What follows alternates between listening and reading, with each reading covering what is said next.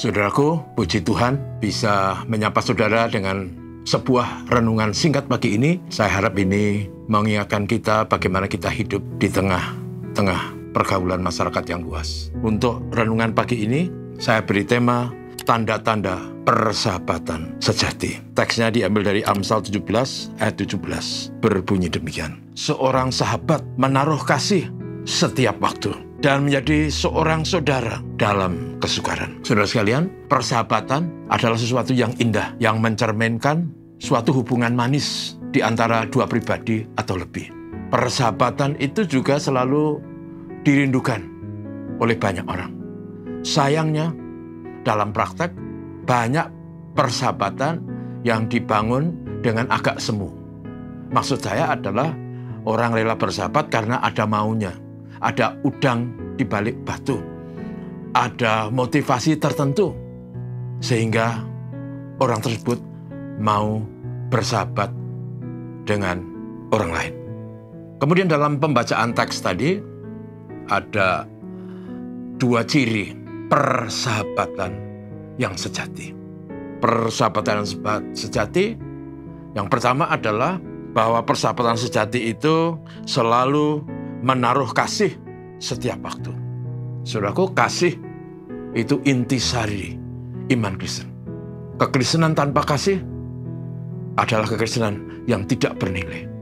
Kasih adalah suatu wujud ekspresi hati dan jiwa manusia yang diberikan kepada orang lain.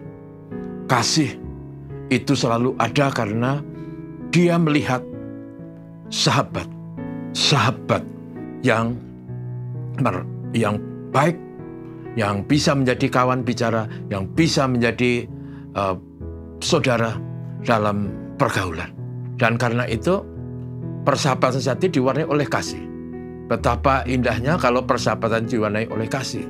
Maka tidak ada pertengkaran, tidak ada perselisihan, tidak ada hubungan yang pahit, tetapi hubungan yang manis. Bahkan kasih itu menutupi segala sesuatu. Kasih itu juga rela berkorban. Berkorban waktu, bahkan dalam hal tertentu bisa jadi berkorban hal-hal yang terkait dengan kebendaan atau keuangan. Kemudian ciri yang kedua, persahabatan sejati adalah rela menjadi saudara di saat-saat sukar.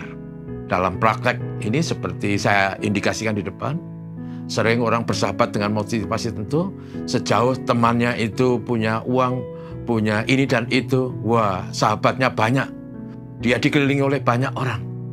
Tetapi pada waktu orang yang mampu itu kemudian jatuh bangkrut misalnya, sampai ia menjadi jatuh miskin, maka sehari sekian banyak sahabat itu tinggal tersisa beberapa orang. Tinggal tersisa yang namanya sahabat sejati. Sahabat-sahabat semu, sahabat-sahabat yang egois itu pasti akan lari. Sahabat sejati itu akan selalu tetap ada di saat-saat yang sukar dan sulit. Sekali lagi, karena sahabat sejati itu mempunyai kasih dan rela berkorban. Tidak hanya ingin ditolong, tapi rela menolong. Tidak hanya ingin mendapatkan sesuatu, tapi rela berbagi dan memberi. Sahabat sejati akan tetap dekat, walaupun sahabat kita sedang dalam kesulitan dan kesukaran. Menjadi saudara setiap waktu termasuk dalam keadaan yang sukar. Dan saudara, dalam perspektif kitab suci, itulah yang terjadi. Bahkan orang-orang yang tidak menyanyi kitab pun harus kita kasih. Karena itu layak bagi kita untuk membangun persahabatan, persaudaraan dengan kasih dan selalu tetap menjadi saudara. Walaupun orang yang bersangkutan sedang dalam kesulitan, dalam kesukaran. Semoga ini menolong kita bagaimana kita hidup sebagai umat Tuhan. Menjadi saudara dan saling mengasihi. Mari kita berdoa. Bapa, terima kasih. Kami diingatkan oleh kebenaran firman Tuhan bahwa persahabatan itu indah, tapi persahabatan sejati harus diwarnai oleh kasih, dan persahabatan sejati diwarnai oleh kesetiaan, bahkan di masa-masa sukar.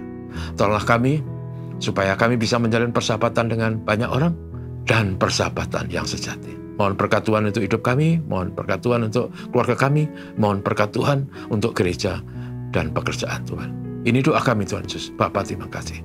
Amin. Selamat pagi.